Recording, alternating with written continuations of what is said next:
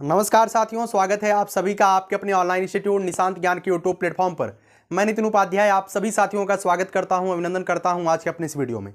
मित्रों, लगातार आप सभी के मैसेज आ रहे थे कि भैया हमारे एग्जाम जो है 25 दिसंबर के बाद शुरू हो जाएंगे और मैंने ही आपको जानकारी दिया था। तो लगातार आपके मैसेज के माध्यम से हमें जानकारी हुई कि जो गणित आपने पढ़ा के छोड़ा है चतुर्थ सेमेस्टर के लिए, उस गणित की श्रृंखला को आगे बढ़ाइए। आज से मैं पहला वीडियो आगे बढ़ा उसी श्रृंखला को आगे बढ़ाते हुए पहला वीडियो दे रहा हूं।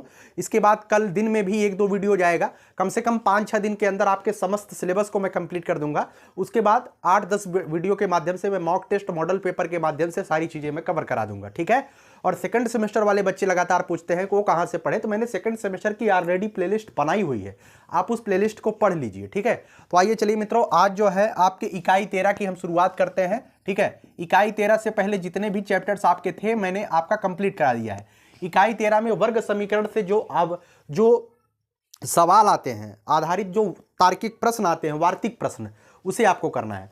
समीकरण तो हल करने के लिए आपको देगा ही देगा, इसके साथ साथ आपको तार्किक प्रश्न भी आपको हल करने होते हैं, जो कि आपको बहुत आसानी से मैं आज समझाने वाला हूं, ठीक है। तो वीडियो 25 से 30 मिनट की होगी। इस 25 से 30 मिनट की वीडियो में आप सब कुछ सीख जाएंगे। सबसे पहले इस तरीके के जो सवाल होते हैं उसका गुणनखंड आप कैसे करेंगे, ठीक है। इसका गुणनखंड करने के लिए देखिए, जैसे x स्क्वायर बराबर k, ठीक है। k की जगह पे कुछ भी दिया रहे तो इसका गुणनखंड हम कैसे करते हैं। k की जगह पर एक ऐसी संख्या दी जाएगी, इसमें ध्यान रखिएगा, ध्यान क्या रखना है, ध्यान रखना है अधिकांशतः, हमेशा नहीं, अधिकांशतः k की जगह पर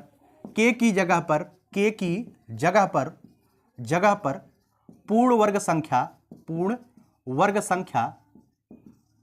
अधिकांशतः k की जगह पर पूर्ण वर्ग संख्या दी गई होती है, ठीक है। अधिकांशतः ऐसा होता है, ऐसा जरूरी नहीं है k की जगह पर पूर्ण वर्ग संख्या ही दी गई होगी। पूर्ण वर्ग का मतलब क्या होता है, 1 हो गया, 4 हो गया, उसके बाद 9 हो गया, 16 हो गया। पूर्ण वर्ग का मतलब 1 जो है 1 का वर्गमूल है, 4 का वर्गमूल 2 है, 3 का वर्गमूल 3 है, 9 16 का वर्गमूल 4 है। इस तरीके से यह पूर्ण वर्ग है, ठीक है। तो जैसे आपसे क्वेश्चन दिया जाए x स्क्वायर बराबर 5, x स्क्वायर बराबर 16, ठीक है। x स्क्वायर बराबर 16, इसको हल करिए। क्या करना है, हल करना है। तो देखिए, यहां से जब आप स्क्वायर को हटाते हैं तो आगे वाले पर आप क्या चढ़ा देते हैं, वर्गमूल चढ़ा देते हैं। इस बात को ध्यान रखिएगा। यहां से x की वैल्यू हो जाएगी √16, ठीक है। और x की वैल्यू √16 की वैल्यू अर्थात 16 का वर्गमूल कितना होता है, 4, ठीक है। अब x बराबर 4 आ गया। अब इसको कैसे हल करेंगे, 4 इस जगह पे है, 4 को इधर लेके चले आए, डायरेक्ट कुछ भी नहीं करना है भाई। x की वैल्यू आपको पता चल गया 4, कोई दिक्कत आपको यहां पे नहीं लेनी है, ठीक है। कोई दिक्कत आपको यहां पे नहीं लेनी है। x की वैल्यू कितने आ गया, 4। वैसे अगर आपसे कहा जाए x स्क्वायर बराबर 25, तो x की वैल्यू कितनी होगी, x की वैल्यू होगी √25, x की वैल्यू कितनी हो जाएगी, 5, ठीक है।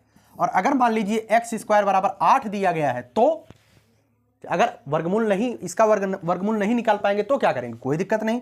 x की वैल्यू आप ऐसे निकाल लीजिए √8, x की वैल्यू कितनी हो जाएगी, √8 को क्या कर सकते हैं, √8 को लिख सकते हैं 2 गुणे 2 गुणे 2, 2 दूनी 4 दूनी 8 लिख सकते हैं, नहीं लिख सकते हैं, लिख सकते हैं ना। अब इसमें से जितने का जोड़ा बनता है उसको हम बाहर निकाल लेते हैं। 2 का मतलब 2 का जोड़ा बन रहा है ना, तो 2 को हम बाहर निकाल लेंगे, 2 √2, अर्थात x की वैल्यू कितनी हो जाएगी, 2 √8 को ही 2 √2 लिखेंगे, ठीक है। कैसे लिखेंगे आपको समझ में आ गया, ठीक है। तो पहले लेवल को आपने बेसिक समझ लिया कि इस तरीके के सवालों को हम कैसे टेकल करेंगे, शुरुआत कैसे करेंगे।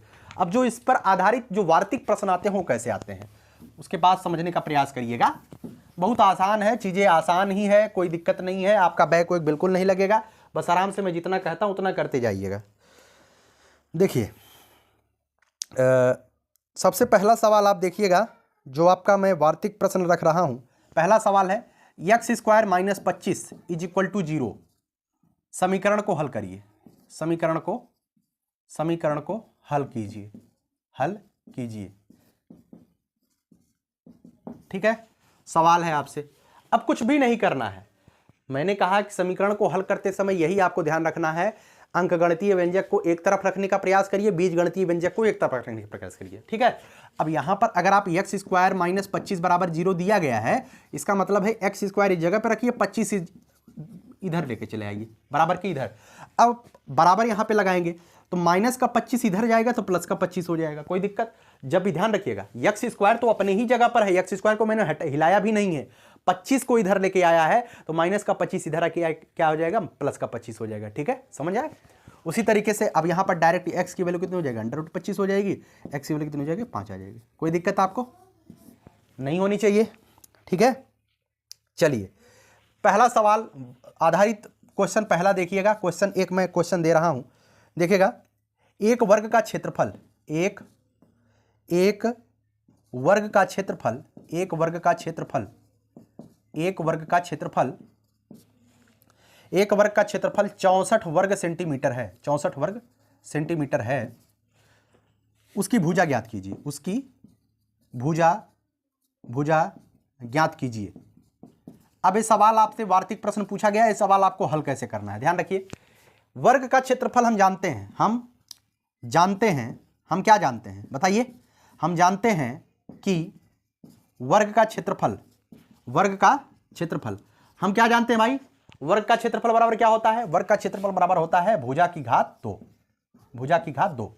और वही भुजा ज्ञात करने के लिए आपसे कहा है, माना भुजा बराबर x सेंटीमीटर, भुजा कितनी, x सेंटीमीटर। तो वर्ग का क्षेत्रफल बराबर क्या हो जाएगा, तो वर्ग का क्षेत्रफल बराबर भुजा की घात 2 मतलब x की घात 2। और वर्ग का क्षेत्रफल दिया गया है, वर्ग का क्षेत्रफल 64 वर्ग सेंटीमीटर दिया गया है, तो 64 बराबर हो जाएगा x की घात 2, 64 बराबर हो जाएगा x की घात 2। ठीक है, अब यहां पर देखिए x की वैल्यू कितनी हो जाएगी, 64 का वर्गमूल आप चढ़ा दीजिएगा, 64 अंडर रूट चढ़ जाएगा, 64 का वर्गमूल 8 आता है। कोई दिक्कत आपको, अर्थात वर्ग का भुजा कितना आ जाएगा, 8 सेंटीमीटर आ जाएगा। समस्या है आपको इसमें, नहीं समस्या है। इस तरीके के मैं 2 सवाल आपको देता हूं, 2 सवाल आपको करना है। ठीक है, 2 सवाल आप देख लीजिएगा आराम से। चलिए देखिए, एक सवाल दिया गया है, एक वर्गाकार मैदान का क्षेत्रफल, ध्यान से सुनिएगा, आप लिख लीजिए, मैं लिखूंगा टाइम ज्यादा हो जाएगा। ठीक है, एक वर्गाकार मैदान का क्षेत्रफल 121 वर्ग मीटर है, 121 वर्ग मीटर है क्षेत्रफल दिया गया है। वर्गाकार मैदान का क्षेत्रफल दिया गया है 121 वर्ग मीटर। तो मैदान का परिमाप बताना है, क्या बताना है, मैदान का परिमाप बताना है। ध्यान से सुनिएगा, क्या बताना है, अब की भुजा नहीं बताना है, मैदान का परिमाप बताना है। मैं हिंट दे देता हूं, आप निकालिएगा। जैसे माना सबसे पहले क्या निकालेंगे, माना इसकी भुजा, माना भुजा बराबर कितनी है, भुजा x है।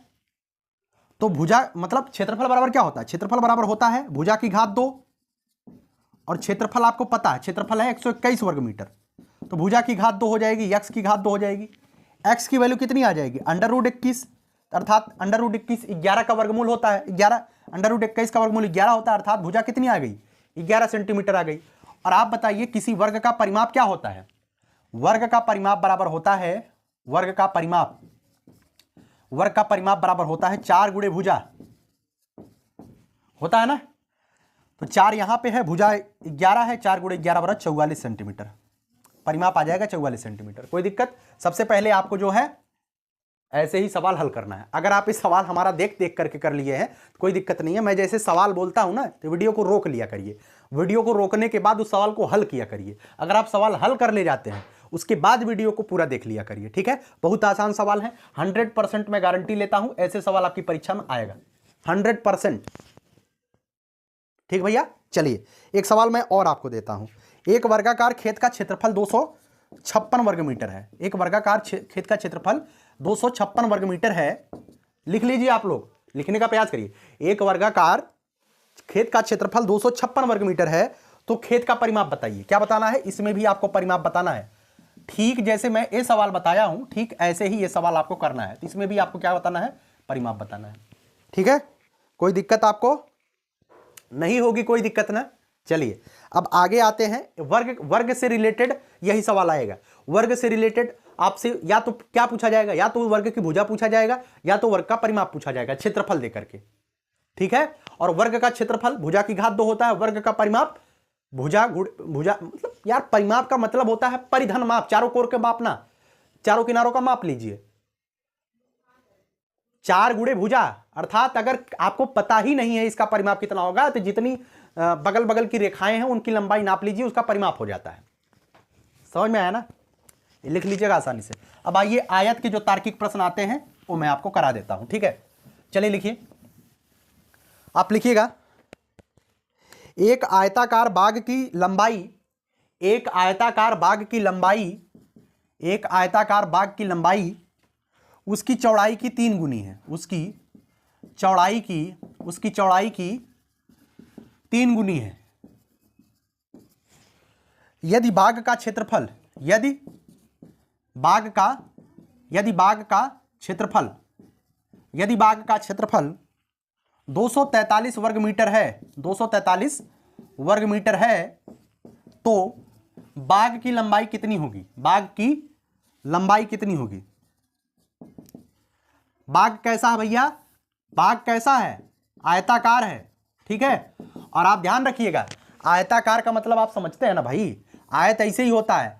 आयत के आमने सामने की भुजाएं क्या होती हैं? बराबर होती है, ठीक है। आयत के आमने सामने की भुजाएं क्या होती हैं? बराबर होती हैं। आयत का क्षेत्रफल क्या होता है? आयत का क्षेत्रफल क्या होता है? लंबाई गुणे चौड़ाई। और आयत का जो परिमाप होता है भैया वो क्या होता है? आयत का परिमाप होता है दुई ब्रैकेट में लंबाई धन चौड़ाई, ठीक है। ये होता है, समझ में आ गया? इस तरीके से इस सवाल देखिए, सबसे पहला तो यही आपको ट्रिक लगाना है। ट्रिक मतलब समझने का प्रयास करना है।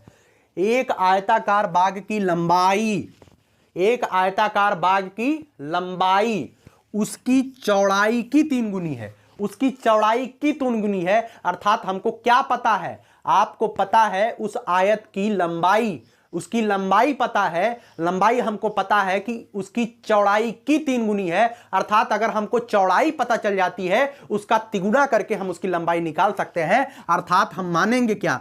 माना उसकी चौड़ाई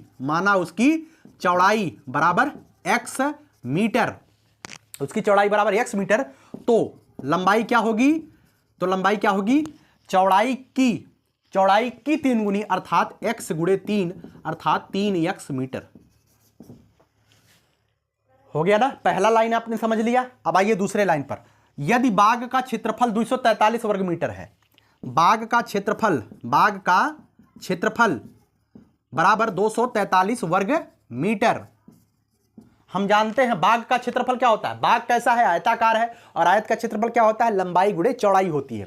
तो कर दीजिए x गुणे 3x, x गुणे 3x, समझ रहे हैं ना? लंबाई गुणे चौड़ाई x गुणे 3x बराबर 243 वर्ग मीटर, ठीक है। 3x और x का गुणा करेंगे, x ऐसे ही लिखा गया है, इसका मतलब है 1x लिखा गया है। इतना तो समझ रहे हैं ना? बीज बीज का गुणा बीज बीज में होता है, अंक अंक का गुणा अंक में होता है। 3 का गुणा 1 में करेंगे 3 आ जाएगा, x का गुणा जब x में करेंगे तो x की घात 1 यहां पे है, गुणा में घात क्या होती है? जुड़ जाती है। तो यहां पर x की घात 2 हो जाएगी। 3x की घात 2 बराबर कितनी हो जाएगी? 243। इतना तो समझ रहे हैं ना? अगर x का गुणा y में करना है तो x y की घात 2 नहीं होगी। जब सजातीय होती है तभी उनकी घात जुड़ती है, समझ लीजिएगा, है ना? उसी तरीके से यहां पे x है तब x की घात 2 लिखा गया है, ठीक है। 3x स्क्वायर बराबर 243 हो गया, तो x की स्क्वायर की वैल्यू कितनी हो जाएगी? 243 बटे 3 हो जाएगी। गुणा वाली संख्या बराबर 3x स्क्वायर लिखा गया, तो इसका मतलब 3 गुणे x स्क्वायर लिखा गया है। और गुणा वाली संख्या बराबर की दूसरी ओर बटे में जाती है, समझ लीजिएगा। तो यहां पर 3 इसके क्या हो जाएगी? बटे में चली जाएगी। अब 3 अठे 24, 3 1 के 3 81 हो जाएगा। x स्क्वायर की वैल्यू कितनी आ गई? 81 आ गई। अब आ गया ना इसी पर, इसी फार्मूले पर आ गया ना, एक्स स्क्वायर बराबर के, अर्थात एक्स स्क्वायर बराबर 81। एक्स की वैल्यू कितनी आ जाएगी? Under root 81। तो एक्स बराबर कितनी हो जाएगी? 9, ठीक है। तो क्या पूछा है? तो बाग की लंबाई पूछा है। तो लंबाई एक्स बराबर 9 आया था, तो उसकी चौड़ाई कितनी है? उसकी चौड़ाई कितनी आ जाएगी? 9 मीटर। और उसकी अगर लंबाई की बात करें तो लंबाई उसकी चौड़ाई की 3 गुनी है, अर्थात 3 गुणे 9 बराबर 27 मीटर। कोई दिक्कत आपको? और यहीं पर अगर कह दे उसका परिमाप निकाल दीजिए, तो परिमाप जो है इन दोनों को जोड़ करके 2 से गुणा कर दीजिएगा, परिमाप निकल जाएगा। कोई दिक्कत आपको नहीं है, ठीक है। ऐसे सवाल आपकी परीक्षा में मैं गारंटी के साथ कह सकता हूं आएगा, और ऐसे सवालों को आपको हल करना है। बहुत आसान सवाल होते हैं, कोई दिक्कत आपको नहीं होनी चाहिए इन सब सवालों में, ठीक है। चलिए आगे की तरफ चलते हैं और पढ़ाने आपको बताने का प्रयास करते हैं। देखिए भैया, एक सवाल आप लिख लीजिए, एक सवाल आप लिखिए फटाक से। एक सवाल आप लिखिए, मैं आपको सवाल देता हूं, ठीक है। किसी संख्या के वर्ग का किसी किसी संख्या के किसी संख्या के वर्ग का किसी संख्या के वर्ग का 3 गुना 192 है, 3 गुना 192 है, तो वह संख्या क्या होगी? तो वह संख्या क्या होगी? किसी संख्या, माना संख्या बराबर यक्स, यक्स के वर्ग का 3 गुना 192 है, तो वह संख्या क्या होगी? आप यक्स का वैल्यू यहां से निकाल दीजिएगा। किसी संख्या, माना संख्या यक्स, इसका वर्ग का 3 गुना 192 है, तो वह संख्या क्या होगी? यक्स की वैल्यू आपको निकाल देना, ठीक है। एक सवाल और ले लीजिए। दो क्रमागत धन पूर्णांकों को ज्ञात कीजिए। दो क्रमागत धन पूर्णांकों को ज्ञात कीजिए। दो क्रमागत धन पूर्णांकों को ज्ञात कीजिए जिनके वर्गों का योग 545 है, 545 है, ठीक है। अब बताइए, अगर पहली संख्या, ऐसे सवाल कैसे करते हैं? माना पहली संख्या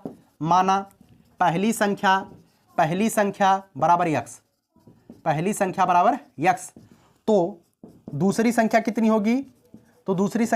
बताइए। अगर पहली संख्या यक्स है तो दूसरी संख्या कितनी होगी? क्रमागत संख्या। अगर पहली संख्या 5 है, दूसरी संख्या क्या होगी? क्रमागत 6 होगी। अगर 5 की जगह पे हम यक्स रख देते हैं तो 6 कैसे आया है? 5 से 6 कैसे प्राप्त हुआ है? दूसरी क्रमागत संख्या कैसे प्राप्त होती है? पहले वाली संख्या में 1 ऐड कर देते हैं। अगर पहली क्रमागत संख्या 1 यक्स है तो दूसरी क्रमागत संख्या कितनी हो जाएगी? यक्स धन 1 ना हो जाएगी। समझ रहे हैं ना? तो दो क्रमागत धन पूर्णांकों को ज्ञात कीजिए जिनके वर्गों का योग 545, इनके वर्गों का योग, अर्थात यक्स का वर्ग धन यक्स धन 1, इसका वर्ग, इसका योग है कितना? 545। अब इन सवाल को हल करना, कैसे हल करेंगे? देखिए, यक्स का वर्ग धन एक्स धन 1 का होल वर्ग बराबर 545, ठीक है। अब यक्स का वर्ग हो जाएगा, यहां पर ए धन बी का होल स्क्वायर लग जाएगा। ए धन बी का होल स्क्वायर बराबर होता है ए का वर्ग, ए है ए बी है, ठीक है। ए धन बी का होल स्क्वायर का फार्मूला क्या होता है? जानते हैं ना? ए का वर्ग धन बी का वर्ग मतलब 1 का वर्ग धन 2ab, 2 गुणे एक्स गुणे 1, ठीक है, बराबर 545। अब हल करिए। एक्स स्क्वायर धन 1 धन 2 1 के 2 यक्स बराबर 545। यक्स स्क्वायर 2 यक्स स्क्वायर धन 2 यक्स, एक को इधर लेके चले आए, कितना हो जाएगा? 544, ठीक है, 544 हो जाएगा। तो 2 यक्स स्क्वायर धन 2 यक्स ऋण 544 बराबर 0, ठीक है ना। अब इसको हल करना, यहां से 2 कॉमन ले लेंगे, तो हो जाएगा यक्स स्क्वायर धन यक्स ऋण 2 से काटेंगे। कॉमन लेने का मतलब क्या होता है? कॉमन लेने का मतलब होता है भाग देना, ठीक है। तो 544 में जब हम 2 से भाग देंगे तो कितना हो जाएगा? 2 27 54, 2 1 के 2, 271 बराबर 0। तो 2 जो है इसके बट्टे में चला आएगा, अर्थात यक्स स्क्वायर धन यक्स ऋण 271, ठीक है। 2 दूनी 4, 1 और 4 272 होगा ना भाई, 272 होगा, 272 बराबर 0, ठीक है। अब इसको आपको हल करना है। इस सवाल को हल करके यक्स की वैल्यू आपको निकालनी है। 272 का टुकड़ा काटना है आपको। ये सवाल हो सकता है आपके लिए कठिन लग जाए, लेकिन 272 का टुकड़ा काट करके आपको इस सवाल को, जैसे मैं पहले वर्ग आपको मतलब गुणनखंड सिखाया था, उसी गुणनखंड के आधार पे हल किया जाएगा, ठीक है। मैं अभी आपको गुणनखंड सिखाया नहीं हूं, एक आप कैसे हल कर पाएंगे? इस सवाल को यहीं पर रोक दीजिए। अगर आप इसका वैल्यू निकाल लेते हैं तो आप बहुत अच्छे हैं, और अगर नहीं निकाल पाते हैं तो इसको यहीं पर रोक दीजिए। अभी जब मैं सवाल सिखाऊंगा तो निश्चित तौर पे आप इस सवाल को यहां से आगे हल कर लेंगे। मैं इसे आगे क्यों नहीं हल कर रहा हूं? क्योंकि मैं अभी फिलहाल आपको नहीं सिखाया हूं। यहीं पर रोक दीजिए, एक्स की वैल्यू आप अभी निकाल लेंगे, ठीक है। चलिए, ठीक है, तो उम्मीद करता हूं सवाल आप सीख गए हैं, कोई दिक्कत आपको नहीं है, ठीक है। आइए चलिए, अब मैं इस टाइप के सवालों को हल करना आपको सिखा देता हूं। इस टाइप के सवाल, गुणनखंड विधि आपको हल करना सिखाता हूं। देखिए, सबसे पहले मैं एक समीकरण आपके सामने रखता हूं। इस समीकरण को ध्यान से सुनिएगा।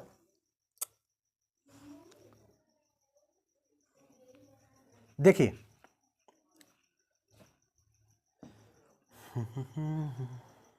3x² धन 10x धन 8 बराबर 0 को हल करना है। को क्या करना है? हल करना है। ठीक है, हल करना है। देखिए ऐसे सवालों को जो है हल करने के लिए हम क्या करते हैं, पहला काम क्या करते हैं? पहला काम ये करते हैं जो अंत में है, अगर यहां पे संख्या दिया गया है तो क्या करते हैं, जो अंत में है जो यहां पे है इन दोनों का क्या कर लेते हैं? मल्टीप्लाई कर लेते हैं। पहला काम क्या करते हैं? मल्टीप्लाई कर लेते हैं। 8 × 3 बराबर कितना हो जाएगा? 24। ठीक है, अब 24 को आपको क्या करना है? 24 के ऐसे टुकड़े काटने हैं, ऐसा 24 का ऐसा गुणनखंड आपको करना है जिसका योग कितना आ जाए? 10 आ जाए। ठीक है, जिसका योग क्या आ जाए? 10 आ जाए। तो आराम से ऐसी संख्याएं बहुत आसानी से आप निकाल पाएंगे। आपके डीएलएड में ऐसी संख्याएं दी रहेंगी जो कि आप आसानी से उसको निकाल पाएंगे। तो आप देखते हैं, मैं देखता हूं 8 × 3 = 24 होता है, और 8 और यहां पर जो दिया गया है यही चिन्ह करना है। 8 और 3 को जब आप जोड़ेंगे तो क्या आएगा? 11 आएगा। 10 नहीं आया, मतलब 8 3 नहीं होगा। मैं देखता हूं 6 × 4 = 24 होता है भाई, मैं देख रहा हूं ना 6 × 4 = 24 होता है, और जब मैं इसको ऐड करूंगा भाई 10 आ जा रहा है। आ रहा है नहीं आ रहा है? अर्थात हमको मिल गया भाई 6 और 4 होगा। ठीक है, यहां पर देख लीजिए 3x² धन 6 धन 4 x धन 8 बराबर 0। कोई दिक्कत आपको नहीं है। अब आगे हल कर लीजिए भाई। 3x² धन 6x धन 4x धन 8 बराबर 0। यहाँ पर 3 क्या कॉमन ले लेंगे? 3x कॉमन ले लेंगे, तो यहाँ पर बचेगा x, यहाँ पर बचेगा 2, है ना? यही तो बचेगा भाई। समझ रहे हो कि नहीं समझ रहे हो? अरे यार देखो, जैसे 3x, यहाँ पर 3x क्यों कॉमन ले रहे हैं अभी मैं समझाऊंगा। यहाँ पर क्या कॉमन लेंगे? यहाँ पर कॉमन लेंगे 2, यहाँ पर बचेगा सॉरी यहाँ पर 4 कॉमन लेते हैं। क्या लेते हैं? 4। यहाँ पर बचेगा x धन 4 दूनी 8 बराबर 0। अब देखिए यहाँ पर 3x मैंने कॉमन क्यों लिया और यहाँ पर 4 कॉमन क्यों लिया? ध्यान से सुनिएगा। यहाँ पर कोई संख्या मान लीजिए अगर कॉमन लेते हैं तो यहाँ पर जो संख्या प्राप्त होती है तो दूसरे वाले पार्ट में वही संख्या कॉमन लीजिए जो यहाँ पर रिपीट हो जाए। इसी वजह से यहाँ पर 4 कॉमन मैंने लिया। ठीक है ना? ऐसे सवालों का आप जितना ज़्यादा टेकल करेंगे तो आपको आ जाएगा। यहाँ पर देखिए अब ये 2 पार्ट बन गया, एक पार्ट ए बन गया और एक पार्ट ए बन गया। इन दोनों पार्टों हम देखते हैं x धन 2 यहाँ पर भी है, x धन 2 यहाँ पर ही है, x धन 2 कॉमन हो जाए। यहाँ पर क्या बचा? यहाँ पर बचा 3x और यहाँ पर क्या बचा? धन 4 बराबर 0। अब इसको हल कर लीजिए, अलग अलग बराबर 0 रख दीजिए। एक बार x धन 2 बराबर 0, x बराबर कितना हो जाएगा? ऋण 2 हो जाएगा। x की वैल्यू एक बार ऋण 2 आ गई। एक बार 3x धन 4 बराबर 0 कर दीजिए, 3x बराबर हो जाएगा ऋण 4, 3x बराबर कितना हो जाएगा? ऋण 4। एक बार x बराबर कितनी हो जाएगा? -4/3। ठीक है ना? उम्मीद है समझ गए ना गुणनखंड। अब देखिए ऐसे 4-5 सवाल मैं देता हूं। अब जो कल वाली मैं वीडियो बनाऊंगा ना, क्योंकि ये वीडियो मेरी 23 मिनट की हो चुकी है, मैं कोशिश करूंगा कल जब मैं सुबह ही एक वीडियो अपलोड कर दूं लगभग 12-1 बजे, तो ये वाली जब अगला श्रृंखला आएगा उसमें इससे तार्किक सवाल दे देंगे। ठीक है, अब मैं कुछ सवाल आपको दे देता हूं जो आपको गुणनखंड करना है। चलिए सवाल देखिए भाई, सवाल देखिए। 2x ऋण 3 गुणनखंड नहीं करना है, समीकरण को हल करना है। ठीक है, 2x ऋण 3 और x धन 2 बराबर 0 हल करिए। पहला सवाल हो गया। इसको तो बराबर यही पार्ट मान लीजिए, यही पार्ट यहाँ पे दे दिया गया है, आप डायरेक्ट बराबर 0 करके निकाल लीजिएगा। दूसरा सवाल देखिए, x ऋण 4 बराबर 0, इसको हल कर लीजिए। एक बार x बराबर 0, एक बार x ऋण 4 बराबर 0, एक बार x बराबर 0, एक बार x ऋण 4 बराबर 0। ठीक है, तीसरा सवाल देखिए, 4y² बराबर 11y ऋण 3 धन 3। ठीक है, आपको इसको पहले पक्षांतर करना है तभी गुणनखंड कर पाएंगे। 4y² - 11y - 3 बराबर 0 करिएगा तब हल करिएगा। ठीक है, चलिए चौथा सवाल, 6x² - x बराबर 1। आपको इसको फिर से पक्षांतर करना है, एक को इधर लेके आना है, एक को क्या करना है? इधर लेके आना है, तो एक क्या हो जाएगा? -1 हो जाएगा। ठीक है, 3 सवाल हो गया। चौथा सवाल देखिए, सॉरी 5वां सवाल देखिए। 5वां सवाल है क्या है? चलिए,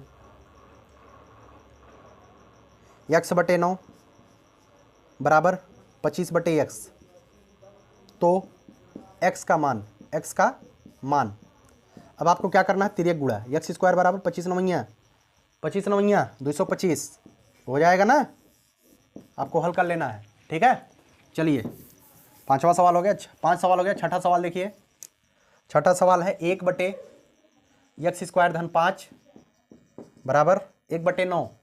तो x की वैल्यू, तो क्या करना है, x की वैल्यू, इसमें भी आपको तिर्यक गुणा करना है। 9 बराबर x स्क्वायर धन 5, 9 का गुणा 1 में 9 1 के 9, x स्क्वायर धन 5 गुणा 1 में x स्क्वायर धन 5। कोई दिक्कत आपको नहीं है, 9 को इधर लेके आइए, पक्षांतर करेंगे तभी ना हल करेंगे। x स्क्वायर धन 5, 9 को इधर लेके आएंगे, ऋण 9 हो जाएगा। अच्छा, आप समझ रहे हैं कि नहीं समझ रहे हैं? x स्क्वायर धन 5 बराबर 9 हो जाएगा, तो 9 बराबर x स्क्वायर धन 5 हो जाएगा। चलिए मैं आपको, यार बहुत आसान सवाल है, ऐसे सवाल मैं करवाता। चलिए अब x स्क्वायर को यही रहने दीजिए, बीज बीज एक तरफ, अंक अंक एक तरफ करते हैं। 5 को इधर लेके चले आइए, x स्क्वायर बराबर 9 ऋण 5 हो जाएगा। क्या हो जाएगा, x स्क्वायर बराबर 4। x की वैल्यू आप निकाल लेंगे, नहीं निकाल लेंगे, निकाल लेंगे ना। चलिए 6 सवाल हो गया। 7वां सवाल आप देख लीजिए, 7वां सवाल आप देख लीजिए क्या है। 7वां सवाल आप कर लीजिए।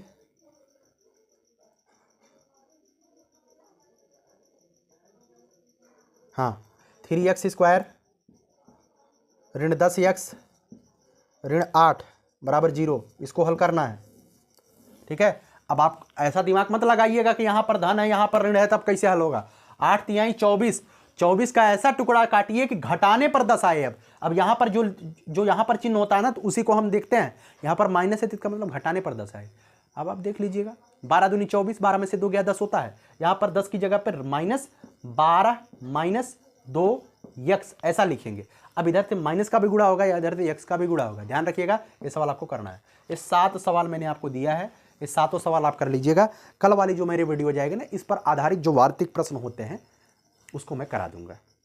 ठीक है, अब तो जो क्रमागत संख्या वाला सवाल दिया था ना, वो तो आप कर ले जाएंगे, कोई दिक्कत वहां पे नहीं होगी। ठीक है, उम्मीद करता हूं ये 25 मिनट का वीडियो 27 मिनट का भी हो चुका है। उम्मीद करता हूं ये सवाल आप अच्छी तरीके से करेंगे और कोई दिक्कत हमें नहीं लगती है आपको होने वाली है।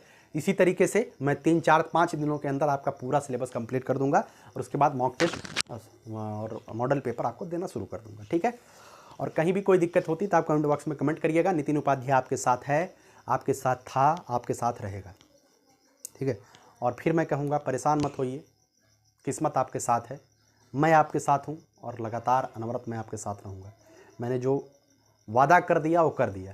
ठीक है, मैं कभी अपने वादे से मुकरता नहीं हूँ, ना ही पीछे हटता हूँ। एक बार मैंने जो बोल दिया, जब तक मेरे शरीर में जान है तब तक मैं किसी भी कीमत पर पीछे हटने वाला नहीं हूँ। अगर किस्मत साथ दिया तो बहुत बड़ा करेंगे, मिल करके करेंगे। ठीक है, चलिए आखिरी लाइन बोल करके वीडियो को समाप्त करूंगा। यही जज्बा रहा तो मुश्किलों का हल भी निकलेगा, जमी बंजर हुई तो क्या वहीं से जल भी निकलेगा। न हो मायूस न घबराई अंधेरे से मेरे साथी, इन्हीं रातों के दामन से सुनहरा कल भी निकलेगा। हो सकता है इस समय परिस्थितियां आपकी अनुकूल न चल रही हों, लेकिन आने वाला समय आपके अनुकूल होगा, यह तय है, मेरी गारंटी भी है। ठीक है, मेरे ऊपर भरोसा आपका है, उसके लिए आपका बहुत बहुत आभार है। बहुत बहुत धन्यवाद। जय हिंद, जय भारत।